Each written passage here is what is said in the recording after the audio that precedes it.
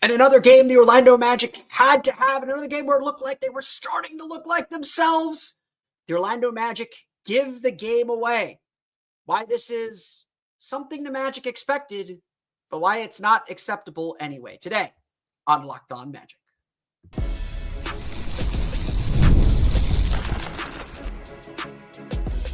You are Locked On Magic, your daily Orlando Magic podcast. Part of the Locked On Podcast Network, your team every day.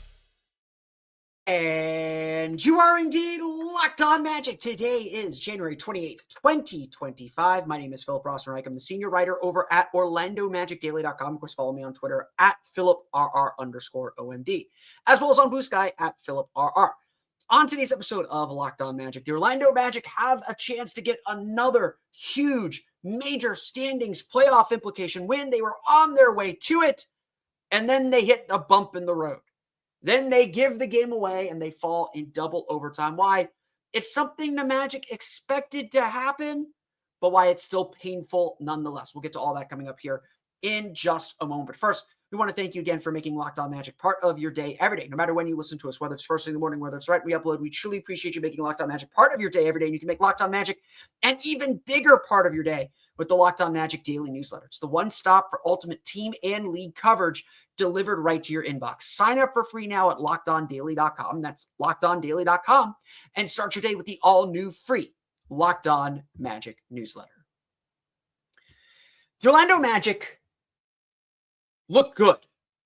A 14-0 run. They stayed in the fight. They stayed in the game. They were on the road. They started to pick up steam, and they built a 14-point lead. They dominated the end of the third quarter, dominated the beginning of the fourth quarter, gave themselves the lead that they were looking for, and it finally started to look and feel like the Magic were themselves again.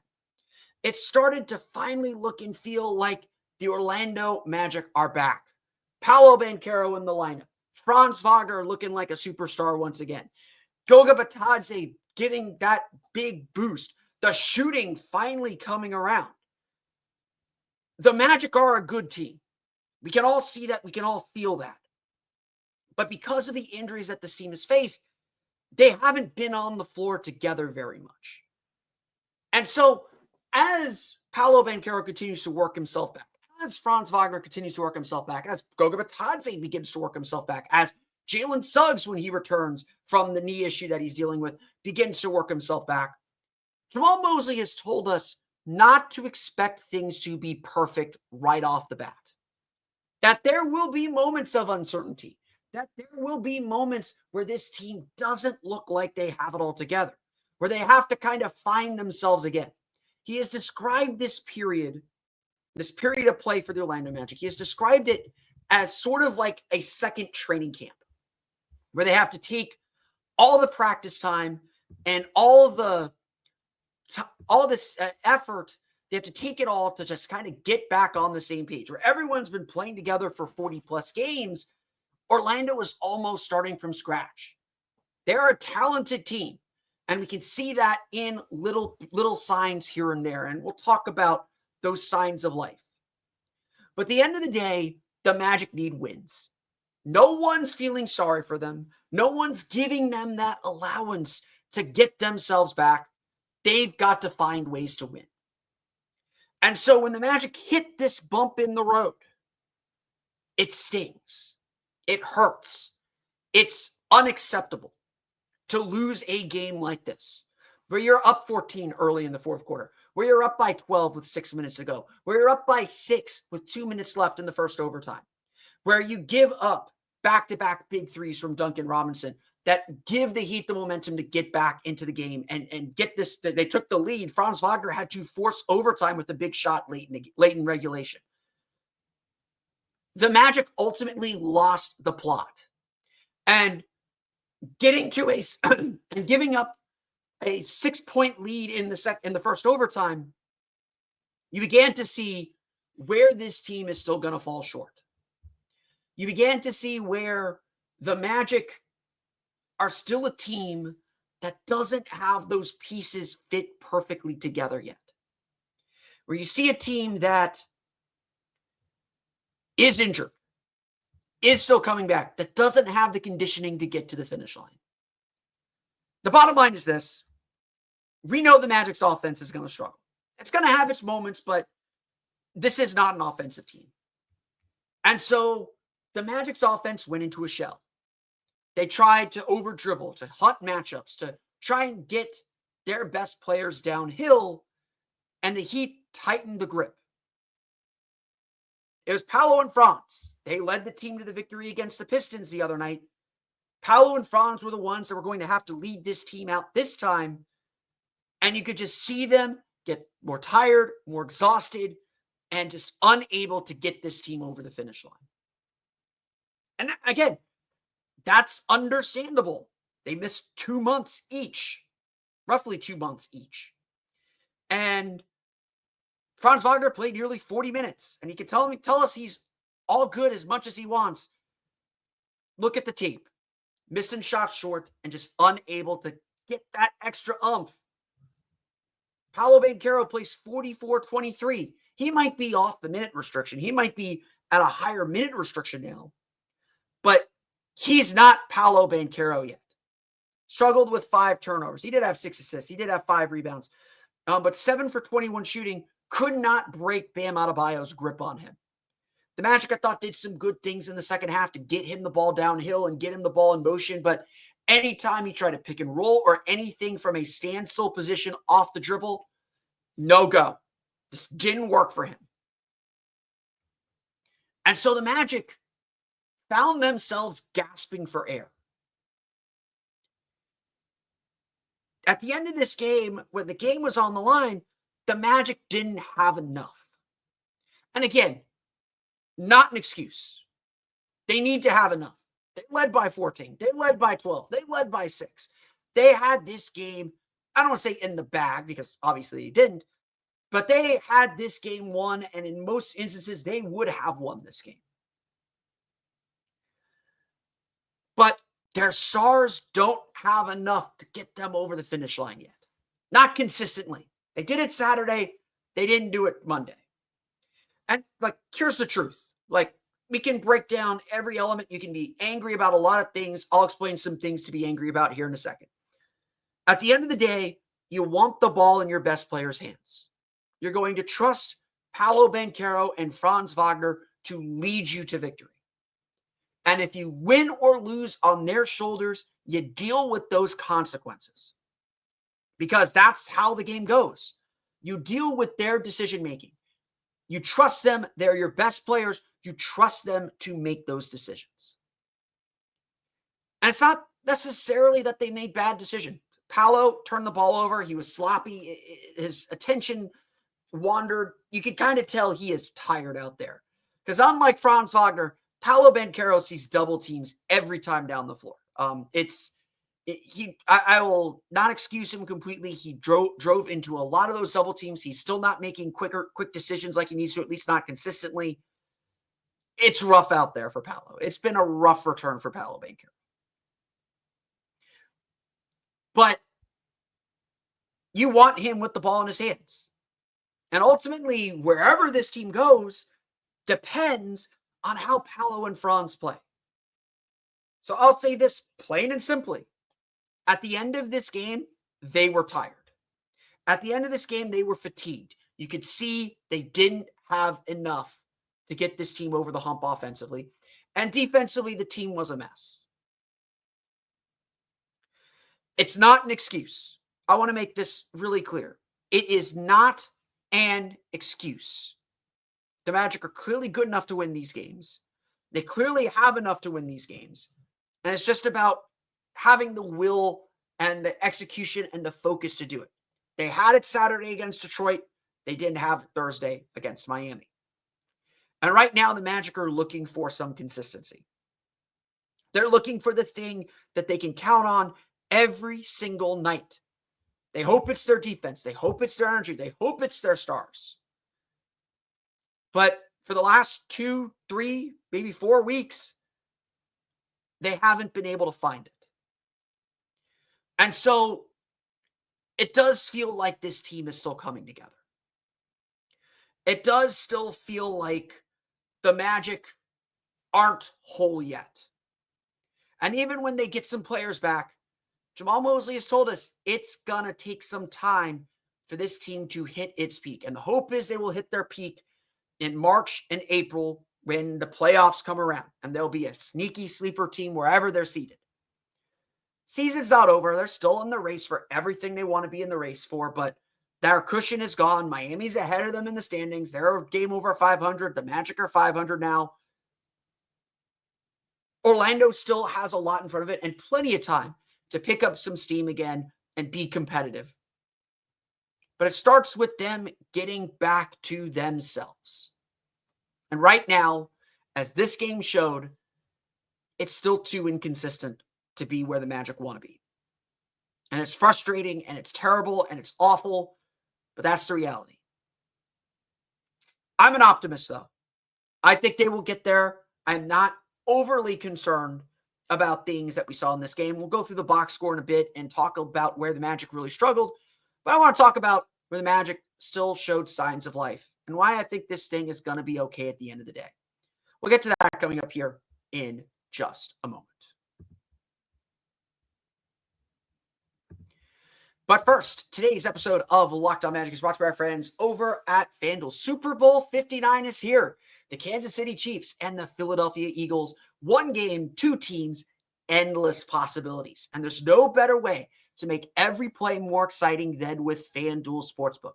Whether it's predicting the first touchdown, calling the MVP, or even betting on the coin toss, FanDuel makes it easy to get in on the action. With live betting all game long, you can adjust your bets as the game unfolds and feel the thrill from kickoff to the final whistle.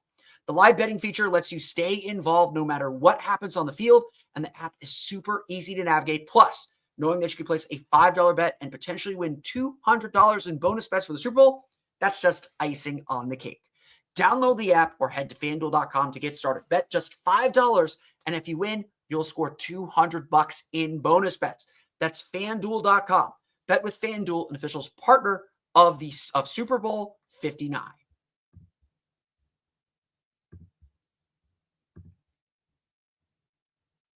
So, look, be upset. Seriously, be upset. This is not a good loss. Credit to the Miami Heat. Played hard, played well. It's a tight game. The Magic put themselves in a great position to win. It's a game they should close out. The fact they did not close out continues to hint at the bigger problems with this team, the lack of imagination and creation on offense, the lack of consistent offensive players, the lack of having anywhere else to go besides a Paolo Banchero pick and roll or Franz Wagner pick and roll. Being able to execute offense at a higher level with quality players. The Magic need more offense. I'm not breaking any news here. But I will say this. If we're going to assume that, yes, this part of this problem is their best players are still working their way into shape. They're not in shape. Like, there's a difference between being in shape and being in game shape. Paolo and Franz are not in game shape yet. And some nights they'll look really good, and other nights they won't. That's Jamahl Mosley prepared us for this. He warned us that this was going to be the case. That's not just you throw them back in and they're back to being what they were. They got to work their way up to it. And the Magic are still working their way back up to it. But something else is happening. Something else is starting to coalesce and starting to develop to put the Magic in a better place overall. The fact that they have Paolo back and Franz back, the fact that Jalen Suggs is on his way back, the fact that Goga Bitadze played his first game since suffering a concussion 2 weeks ago, the Magic are starting to look like the team they imagined, or at least players are starting to be in the roles that they imagined. What honestly stinks about this game is that the Magic lost it while getting the kind of scoring production and shooting production that we've been begging for all season. Franz Wagner, we're going to go a little more box score. We'll do some box scoring here, and then we'll talk about areas that really led to the loss in a minute.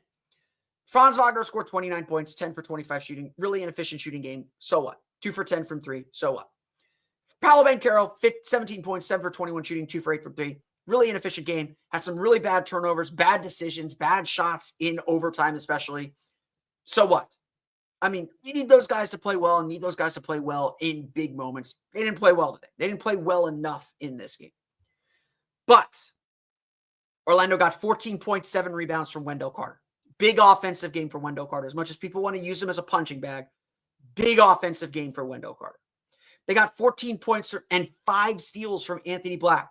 A super active game from AB. He looked confident. He looked aggressive. He struggled with his defensive assignment. He played some on Tyler Hero, really struggled chasing him around screens, but offensively gave everything the Magic could have hoped for. Tristan Da Silva came in, scored 17 points, made 5 of 8 3-point shots, showed his true potential as a shooter because he was getting good open looks off of great ball movement. Cole Anthony had 7 assists, so even though he didn't score, huge impact, dropping the ball off to Goga Bitadze, who had 10 points and 9 rebounds in his return game. Jonathan Isaac continued to look really strong with 12 points, 8 rebounds, 5 offensive rebounds. The point is this. The Magic knew that having to play all of these players very serious minutes was going to pay dividends, was going to give them confidence, was going to make them comfortable playing. But they also understood, or I hope they understood, that one of the reasons they were losing or one of the reasons they were struggling is they had guys playing minutes and roles that they're not capable of playing. I said this a million times during the rebuild. Bad teams are not bad because they have bad players.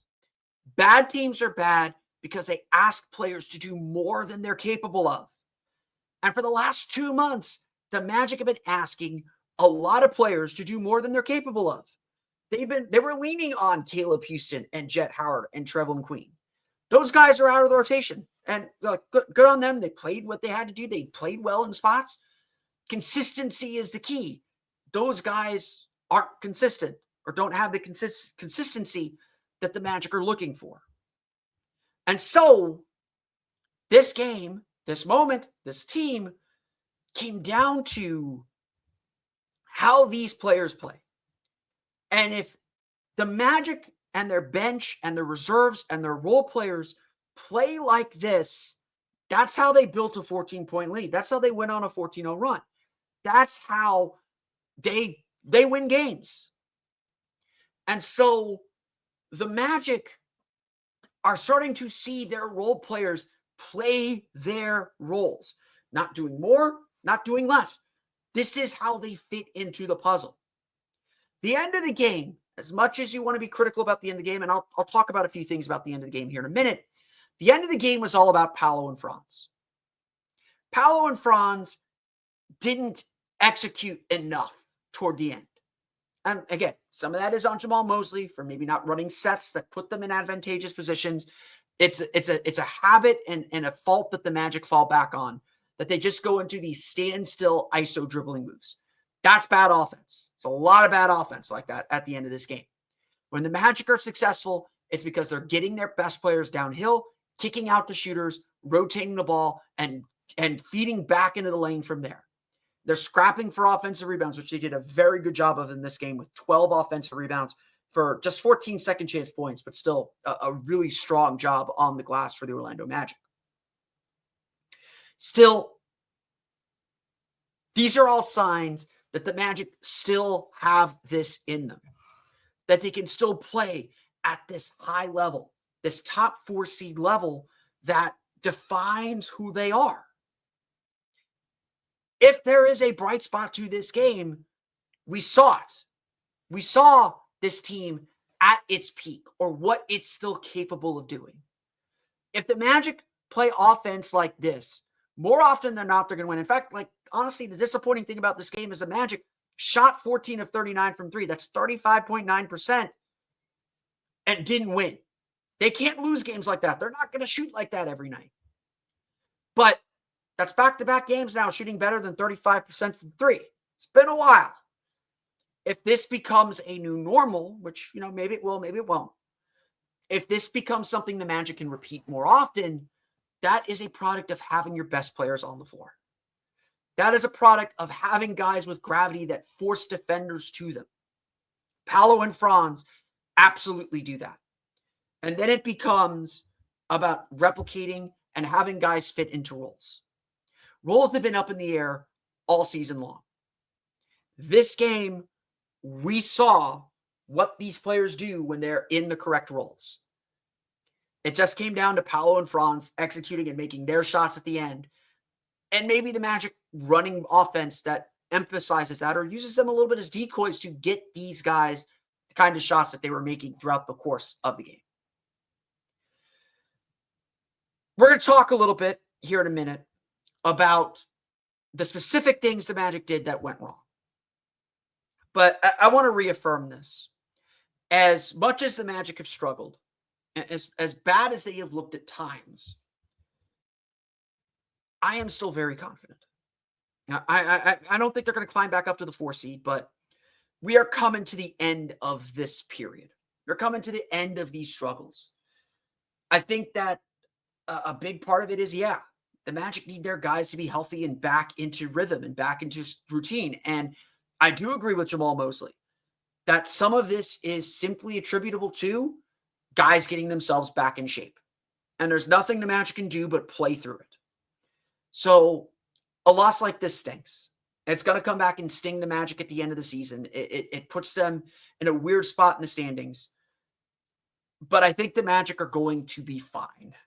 And I think the Magic will start stacking up some wins here soon and starting to look more like they did in the third and early fourth quarter, looking like that more often than looking like they did toward the end. But again, they said it before, only they can get themselves out of this rut. Only they can do this. And so they've got to play more attentively and with more focus overall. So let's get back to why they lost. Talk about some specific things the Magic did, why it's not just the fourth quarter, and why Jamahl Mosley deserves some of the blame coming up here in just a moment.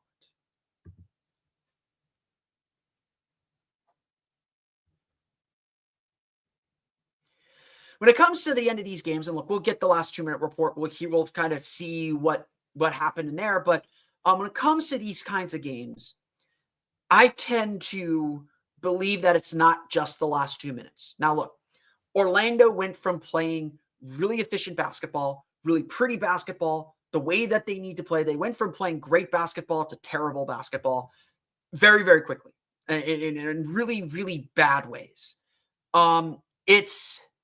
It's not good. They did not play the way that they need to play. Not gonna pretend otherwise. The last 6 minutes of the fourth quarter, when they went from up 12 to go into overtime, the Magic gave away a lot. Franz Wagner said after the game, they gave the game away. And I completely agree with that. As much as I'm willing to as much as I'm willing to give allowance for some of the injury recovery stuff and some of the kind of getting back into the swing of things stuff, as much as I'm willing to give some allowance for that, this is a game the Magic had to win. And we were sitting there at halftime and understood that this isn't, we're still sitting here today at this moment. As bad as those last 6 minutes were, it's the Magic's job to make sure those 6 minutes don't matter. Again, and they do matter. Like, I'm not saying they don't matter. They're part of why the Magic lost, but the Magic lost for a host of other reasons. Orlando missed 10 free throws once again. They're 15 for 25 from the foul line. Granted, Miami was 14 for 21, so both teams feel like they probably left some points on the board. The Magic missed 7 free throws in the first half. If they make their free throws in the first half, instead of being up by 4 at halftime, they're up 14 or they're up 10, 11. They give themselves more cushion because they were making their threes. Their three-point shooting is the reason why they were still in this game, because they were giving away so many points. Paolo was already struggling. Bam Adebayo did an incredible job on him defensively. Paolo could not figure out how to get past Bam. And the Magic kept trying to kind of pound it a little bit, and it just wasn't there. Franz had a lot more success. And I remember I turned to Jason Beatty and Mason Williams, and I was like, at what point can the Magic get Miami to put Bam Adebayo on Franz Wagner? That had to be the goal. And it never happened. Franz kept attacking, and Franz was able to get to his spots and get to his space and work around the basket and played a fantastic game. And again, just very clearly ran out of gas at the end of the game. Very clearly just got fatigued. He couldn't go any further. So the Magic will tell you, We didn't just lose the game in the last 6 minutes. We lost the game with 10 missed free throws. We lost the game with 15 turnovers for 29 points. Miami was running off of every miss. That's where the Magic got really disconnected on defense. The Magic did not play good defense in the last 6 minutes, obviously, and throughout overtime even. Really throughout the game. I did not like the Magic's defense at all. There were good moments. There were good pockets. They forced their share of turnovers. They defended well for a few possessions at a time. But anytime Miami ran a curl, Tyler Hero was able to get free for a shot, drew a couple fouls on curls, so just inattentive defense off that.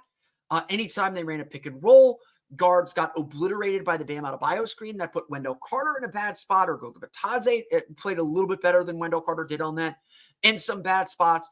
The Heat were able to get a lot of lobs to the basket, whether it was Kel'el Ware with a couple of lobs during the fourth quarter run to tie the game, or Bam Adebayo with a couple big dunks in the second overtime that put the game away for the Heat and gave them a 6-point lead at that point. That the Magic were just not going to be able to recover from in this game. The Magic's defense is still like a work in progress, and it was better when Goga was in. It's obviously better when Jalen Suggs is in, just for the energy he brings. The Magic had decent energy on defense, but they're just inattentive and just not playing with the attention to detail that we know they have to play on defense. It's just all these little pieces. And this is the problem with close games. It's all these little pieces that add up. But ultimately, there's no one thing. Like Paolo made mistakes. Franz made mistakes. The team made mistakes. They missed their shots early. They missed some free throws early. Everything adds up over time. But I think a lot of people are going to talk about one thing. And I think that is, I thought that Jamahl Mosley made some critical errors down the stretch. Miami was not afraid to use their timeouts. Give Eric Spoelstra this credit. They used their timeouts to calm the team down, to try and halt runs. And Jamahl Mosley does have this issue, and I don't necessarily disagree with it, to try and let his team figure it out. But it was so abundantly clear how tired this team was. They played for long stretches. The lead was kind of shrinking. They were down to, went from 10 to 6 very, very quickly. There was definitely a moment where he should have called timeout and made sure he got his best players in, got Franz in, got Goga back in, and put them, just kind of calm them down a little bit. More than anything else, just give them a breather. They needed the break. They needed it. Like, I'm sorry, I keep bringing this up. They looked tired. You could tell how tired they were. And again, not an excuse. Find a way. But they needed their coach to help them a little bit. And Jamahl ended up calling a timeout with 2:59 on the clock. The Magic were up by, I believe, 6, either 7 or 6 points with about 3:30 left. They brought the ball up. And even I was sitting there, like, hey, you got your use it or lose it timeout. You got to use it right here. You got to use it. They ended up missing a shot. They ended up I don't remember if it was a good shot or bad shot, but they ended up missing a shot. Miami came down, made a basket, and now it was like a 4-point game with 3 minutes to play. There are just, this is stuff, I'm all for letting guys figure it out. It's a larger lesson. I've been very big on this. Jamahl Mosley always has the big picture in mind. But everybody, again, made mistakes tonight. Everybody did something, or at least the key players did, that put this team in a position where they might lose the game. And again, it all adds up in these close games. So this loss stinks. It's a bad loss. All credit to Miami. Listen to our friends from Locked On Heat. It stinks to lose a game like this because it was there for the taking. And it's a big one. It's a big one for standings purposes. It's a big one for emotional purposes. The Magic just need wins wherever they can get them. Forget the standings right now. They need wins wherever they can get them. They are a 500 team at the moment at 24-24. If they're trying to get to 47 wins again, they got to go 23-11 the rest of the way. Like, that's gonna be hard. They got to double their wins over the last few games, over the last 35 games to get back to where they were last year. And again, injury, all that. This is a bad loss. But I think while not excusing why they lost or excusing the things that they did, we can admit this team isn't there yet. And they got to keep working to get there. They got to keep working to kind of build themselves back into the team we know they can be. There are signs that they're getting there. Even like, take out the last 6 minutes. There are plenty of signs that they're getting there. But we should be feeling the pressure too. The standings are getting tighter. Teams are beginning to get some distance. There's a lot of time left in the season, but time is starting to run out. This is a big road trip for the Orlando Magic. 6-game road trip starts tonight in Miami. They're heading back home, head out to Portland on Wednesday for a game on Thursday. They gotta win. They gotta go 3-2 on the rest of this road trip. Like, plain and simple. At Portland, at Utah, at Sacramento, at Golden State, at Sacramento, at Denver. They gotta go 3-2. Then they come home, 10 of their next 11 at home. They got to dominate those next 11 games. 7-4, 8-3 if you can get it. I think they're still capable of doing all this. But this is gut check time. No doubt about it. This is gut check time for this team. And a loss like this hurts because it takes away some confidence. It takes away what's possible. It takes away all those good vibes that you had on Saturday. You got to match wins. And right now, like, the Magic haven't won consecutive games since December 23rd. So I think there are signs. I'm still confident that this team can get there, but this is the time where we're going to see this team make a stand. This is the time where we're going to see this team push itself over the finish line or push itself over to the next level. We'll see if they have it in them. Right now, they're just trying to get themselves up to speed.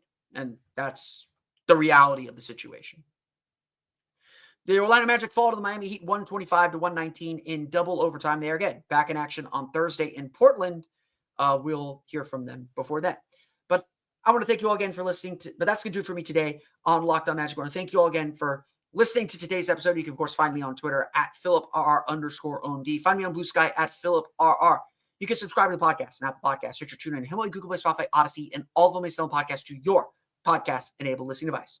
For the latest on the Orlando Magic, be sure to check out OrlandoMagicDaily.com. You can find us on Twitter at OMagicDaily. And for even more Orlando Magic content, be sure to check out the Orlando Magic Hub on my Patreon page, the Orlando Magic Hub, at patreon.com/Orlando Magic Hub. My plan is tomorrow to write about what the Magic will be offering at the trade deadline, because I think that conversation is as important as what they might bring in. We'll get to that, plus my 3 takeaways from this game. I'll be writing that on my train ride back to Orlando tomorrow morning. You can find that again at patreon.com/Orlando Magic Hub. As always, thank you for your support. As if all that's not enough, introducing the Locked On Magic daily newsletter. It's the one-stop for ultimate team and league coverage delivered right to your inbox. Sign up for free now at LockedOnDaily.com. That's LockedOnDaily.com. And start your day with the all-new free Locked On Magic newsletter. That's going to do it for me today, though. I want to thank you all again for listening to today's episode of Locked On Magic. On tomorrow's episode of Locked On Magic, we'll talk about that. We'll talk about what the Magic have to offer at the trade deadline, plus more on Goga Bitadze's return. We'll get to that on tomorrow's episode of Locked On Magic. But until then, for Orlando Magic Daily and Locked On Magic, this has been Phil Prosper Knight. We'll see you all again next time for another episode of Locked On Magic.